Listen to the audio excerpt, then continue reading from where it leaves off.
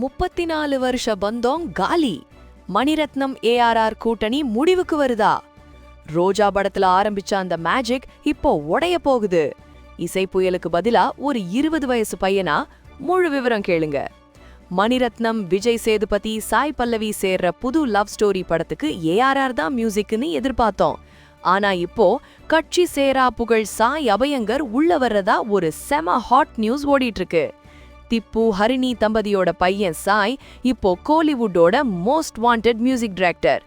இளையராஜாவுக்கு அப்புறம் ஏஆர்ஆர் இப்போ 34 வருஷம் கழிச்சு 3வது இசையமைப்பாளரா சாய் அபயங்கர். சாய் அபயங்கர் கைவசம் இப்போ 17 படங்கள்.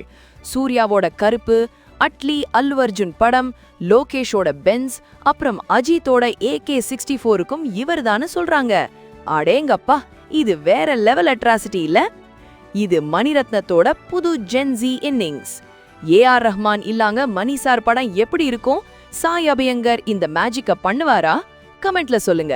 அப்படியே நம்ம தமிழ் கோலி சென்டர்ல சப்ஸ்கிரைப் பண்ணுங்க. ஏன்னா 34 வருஷ பந்தம் இப்போ ஒரு புது ஆரம்பம்.